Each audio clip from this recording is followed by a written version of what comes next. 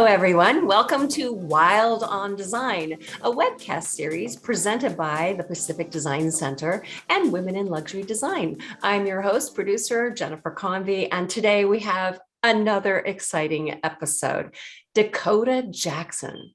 Dakota Jackson directs his house of design and in-house furniture and piano co-manufacturing facility, built on the credo of beauty, technology, and unparalleled craftsmanship of the highest caliber, with furnishings custom made by artisans worldwide. Dakota Jackson caters to international clients in the residential and commercial sectors and the cruise industry, along with the product design and more exotic commissions, including award-winning houses of worship.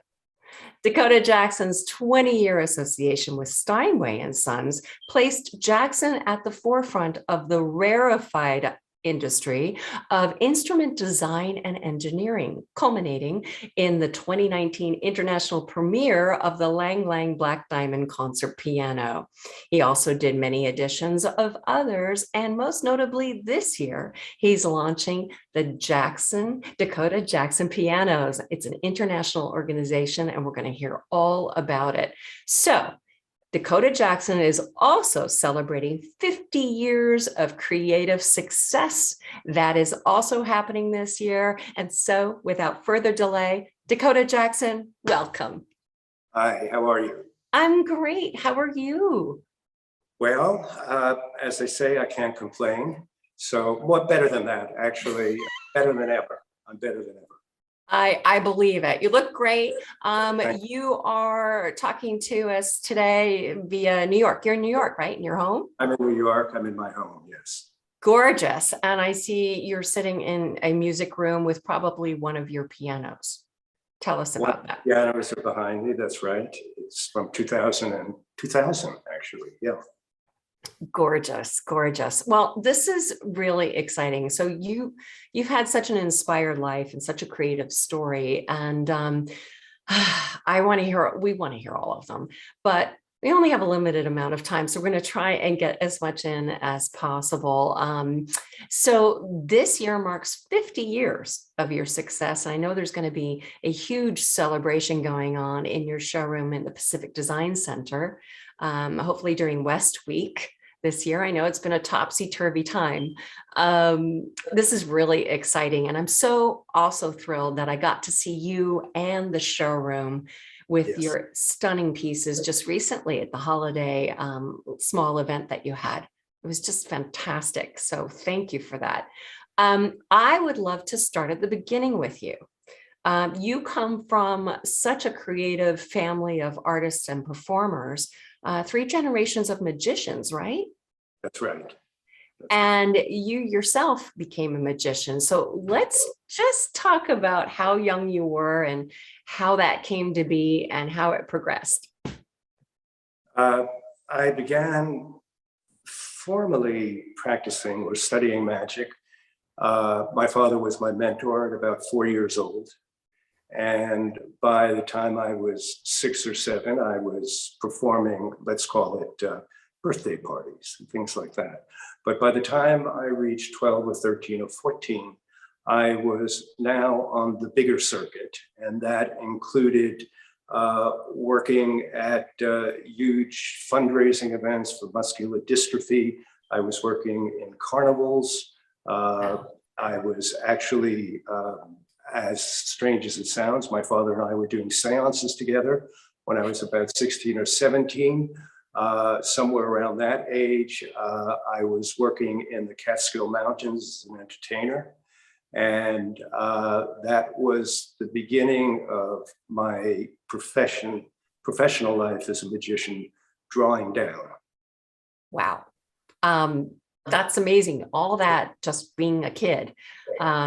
Amazing. But you, not only were you a magician, you're an artist, musician, dancer, craftsman, builder, designer, bespoke furniture designer. And, you know, you do so many things and have done so many things. How do you find that? Let's talk about the magic part. So the question I have for you, how did your performance and magic background influence, or how do you think it influenced your creativity? Did it carry over into the next incarnations of your life, or was it a complete break? It was continuity. Growing up, not only was my training in magic, but it was the offshoot of it, or central and essential to it, movement itself. And movement was simply how one walks across a room. Movement had to do with dance. Movement had to do with odd things like juggling. Movement had to do with just simply how the body moves and understanding. In fact, the way that I'm using my hands right now as a magician works, that would go back 3 generations. My grandfather taught my father. And so his movements were the outcome of what his father taught him. And then the same thing happened with me. There was a direct connection between building magic illusions, but it's about a kind of fork in the road. Something took place. And it was when my future ticket to my life had changed. And I moved into a loft in Lower Manhattan. And lofts were rather inexpensive at the time, or as I've often said, cheap rent. And what that allowed for was to discover who you were and what you were, and what you wanted your life to be about, while you were surrounded not only in a space that made anything possible, but in a community of people who were living much in the same way. As I began to build that loft, I discovered that the talents I had as a musician, as a magician, as a dancer, began to explode, and that I was gifted in making things. And that's fantastic. That was the fork in the road. That was the ticket to my life. And it took over. It eclipsed everything else. That's amazing. So in your bio, I'll quote, "Performance is at the heart of the art furniture movement of the 70s." And that was where you were. And you began, as a magician, a dancer, and a pianist. And your designs are a combination of illusion, motion, and melody. I love that. Would you please expand upon that description? How is your art furniture a combination of illusion and motion and melody? Well, illusion has many different elements to it. It's what I call the tenets of magic, and it's the illusion of normalcy, the illusion of infinite possibility, the sense of, or the illusion of spontaneity, that's what you see occurring, or it appears to occur at that moment. And we all have this experience that when we discover something that we feel a relationship to and we believe is very, very beautiful, it's as if it explodes before us at that moment.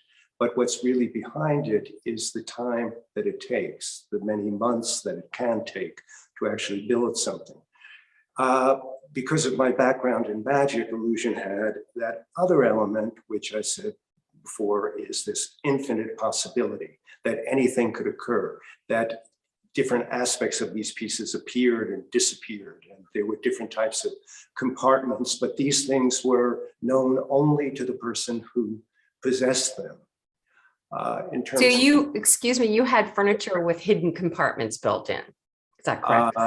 I was known for building. I was a builder of wonders. I was known for that, and it attracted a very interesting coterie of people. Right. So yes, and you had quite an impressive list of commissioned works in furniture. So how did that all begin? Well, you would be surprised how many people have things to hide. Probably not. I live in Los Angeles. Hiding in different ways. Things that are very personal to them. And there's a certain pleasure out of this intimate connection between an individual and an object. And that's what was intriguing to me, that when this desk, let's say, or even a bed, has things that others don't know about it, that you do. Hidden compartments and secret stuff. That's pretty provocative. Secret stuff. Yeah, and some of the discoveries, as I've discovered over the years, the types of things that people placed in these in this furniture was rather remarkable. Sometimes very, very surprising, but in very, very beautiful ways. People took things that were very personal to them, that had a great deal of meaning, sentimental meaning. Yoko, I discovered 30 some odd years later, wanted John to have a photograph of her in only a place that he knew. And this was a present from Yoko to John on their 34th birthday. And once again, because of this reputation as a magician, I was performing occasionally in art galleries, and as a builder, attracted a lot of people to me, and it set up the very early stages of my career. That's fantastic. So to be clear, Yoko Ono commissioned you to make a desk with a hidden compartment for her husband, John Lennon, so that only he would know about the secret compartment to see the special photograph of her, right? Yeah, that's Was there were more than one compartments. I got carried away. There were about 7 in the piece. So yeah, exuberance takes over, and it was that's fantastic. it was at a very particular moment in your life that probably many people know about. Right. Yeah. So you have said, another quote I'm calling you on, I kill for beauty. Failure is not an option. No inhibition, go for it. And my favorite, because nobody told me not to. Well, These are your mottos. They are my mottos. I don't go back on it. Each one has a place in my life. The notion of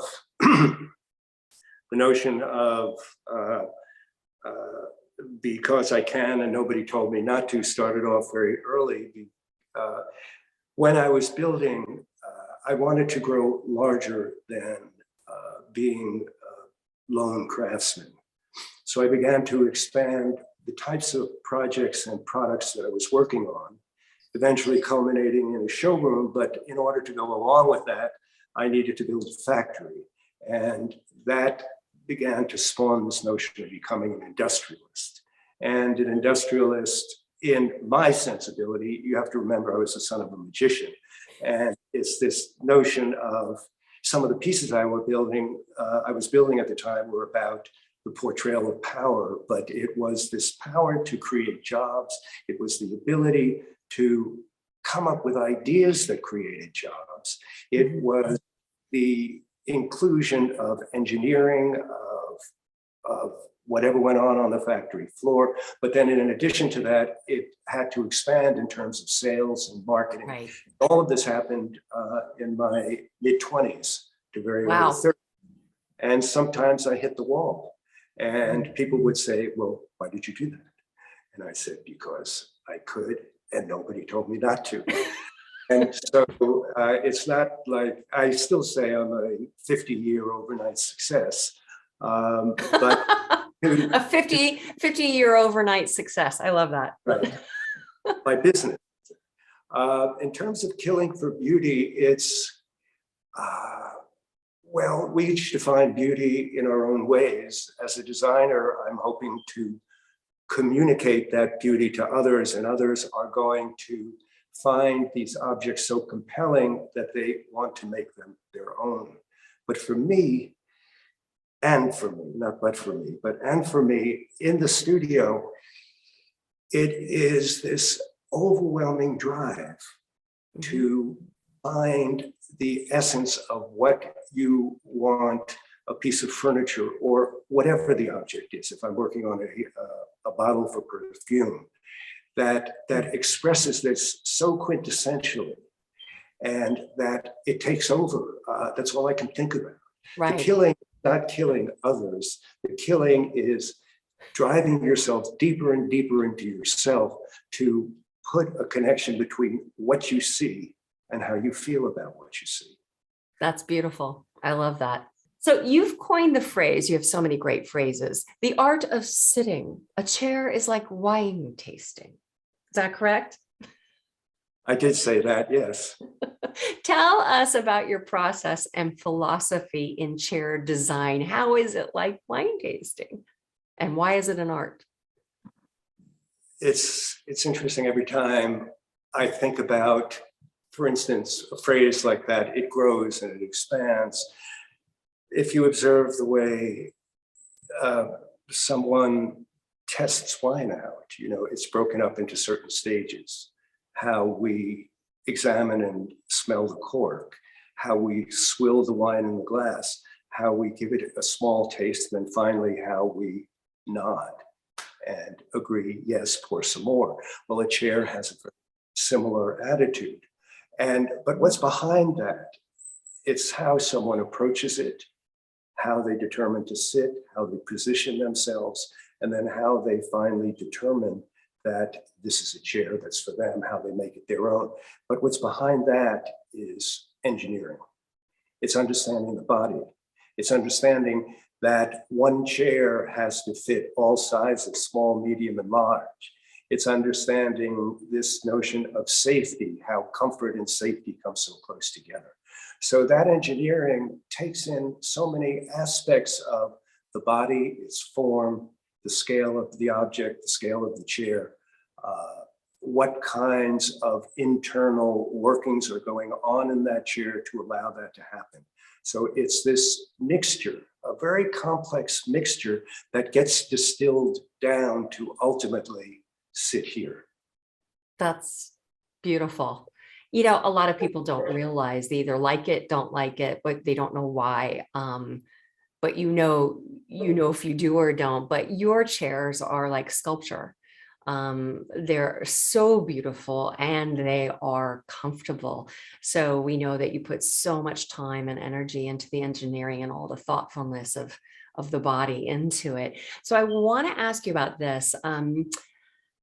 You developed the library chair originally for the San Francisco Public Library, but it was introduced in 1996, and the library chair is currently housed in over 100 libraries across the world, including, read this off, Harvard University, New York University, Stanford, Cesar Palelli's Minneapolis Public Library, the Santa Monica Public Library, Queen's University in Belfast, Ireland, and it goes on. Tell us about the library chair. We're seeing all your chairs and your work on our slideshow here. It's so brilliant. Tell us the journey of that chair and why you think it's so popular and successful. Well, you left out the West Hollywood Public Library. Oh my gosh, I did. How could I do that? The West Hollywood Public Library. Yes. I said Santa Monica, West Hollywood. Yes. And so we're 25th anniversary this year of the library chair. Yeah. It came about because of going through flea markets and seeing the Bank of England chair. It's also called the courthouse chair. And they're in every flea market you go to. And realizing that the chair was made at this point, perhaps 100 years ago, and that it's still in use and that it's still structurally solid. So it struck this chord for me, and also something else, anonymity, that it's the chair. It's not who made it, but when it was made, how it was used, and that it survived all of these years. So that's what intrigued me, to build something that it's not a Dakota Jackson chair, of course it is, yes, but the fact that it exists for others in public spaces. And it was that desire to create this chair that would last in that way for a lifetime. Mission accomplished. Bravo. I mean, it's prolific. Amazing. Yay. Bravo, bravo, maestro. Okay, let's talk about some of the other chairs and collections you have. The Ah and the O chair. I love the name. They're also gorgeous and of course engineered artistically by you. Tell us, how would you describe the Ah and the O chairs? What was the philosophy behind those? Uh, it's just a surprise. We look at a chair, we look at a person. I know that, because my life is dedicated to objects, to me, they have as rich a personality, as rich a presence, as rich in terms of beauty as individuals do. But then there's that experience of sitting down. And when you sit down, there are words that we go. We say, ah, or we say, oh, and That's wonderful. I didn't yeah, think of that. It's so so obvious. yeah. I personally saw and love the oval chess table at the marquetry. It's so exquisite. The designers and everybody in there, we were just drooling over each piece. Just want you to know that. So if you would describe the chess collection, if you can, you'll do better than I will. It's just so beautiful. It's about beauty. It's about the form of a chess piece, the centuries that the chess piece took to evolve, the very humble pawn in the game, and the way we lift it up by the neck as we move it. And this sense of movement is what I wanted to instill in the table, that it has a very slender pedestal which comes up and flares to support a large top. The top is about my love of wood and marquetry and finishing. That's 50 years of understanding how materials and process come together. Beautiful. It's so exquisite. Everything, all of it, the whole collection, so exquisite. I'd love for you to tell us a little bit about the Bento collection as well. It's 15 pieces. It comes from, the Bento collection comes from a very simple concept, and it's how we hold and how we keep. And so the illusion is not directly connected to, although I always have fun with it, to in naming pieces, as exhibited by the Ah and the O. It's more about the personal objects that one places within a piece. Mm-hmm. How we hold them, how we keep them. And each piece that's part of this, the high bento cabinets, the low bento cabinets, have another way of holding how we reveal, how we conceal, and this opening, those areas which are private, those areas which are public, once again, all fold into this collection and all are interwoven into this expression of holding and keeping. I can see all of that. That's beautiful. Well said, well described. Thank you for sharing that. And next, I mean, there's just so many things. You are so busy. So you have a 20-year association with Steinway and Sons, the world's leading piano manufacturer. And that's culminated in the recent international premiere of the Lang Lang Black Diamond Concert Piano. And now you're launching in 2023, the Dakota Jackson Piano Company. Please tell us about what that is and what we'll see. I've created an entity which takes in the best of those craftspeople worldwide, which does include Steinway, in terms of certain aspects of the piano that they do best.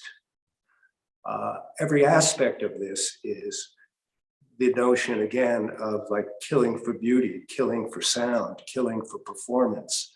Ultimately, it comes down to the intimacy of the musician at the keyboard and how that produces sound.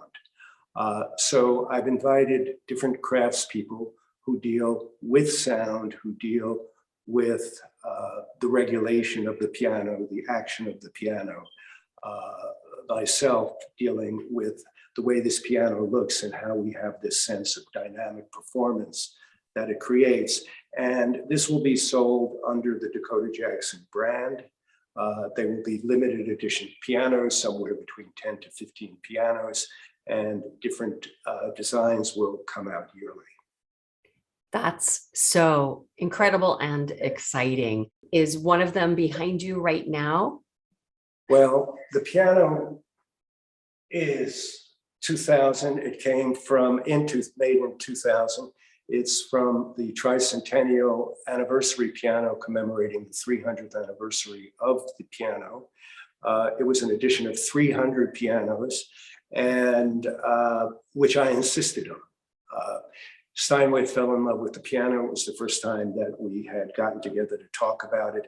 They were interested in one piano. I said, no, I'll only build it. I'll only design it and engineer it if there's going to be 300. And for some amazing reason, they decided that they would go along with that. And inside a year and a half, 300 of the tricentennial sold. And so that's extraordinary. Now I see other instruments in there. Do you play all of those? What are we looking at? The sousaphone is, to me, sculpture, musical instruments or sculpture. I live in a house. My wife is very firmly and centered in the art world. So it is a house that is full of art. My love are instruments and the forms of instruments, and almost, I don't want to call a guitar a chair, but the sense of how it relates to the body, how we hold it, how we embrace it, and then how we create sound. Over here is a sitar, an interesting, an Indian instrument. And I studied with Ravi Shankar in 1966, the preeminent musician in Indian music. Obviously, there's the piano, the sousaphone I love to whisper into as it booms.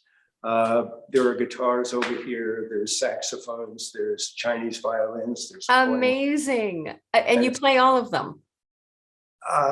To different degrees. To different. Do you play them all in that room?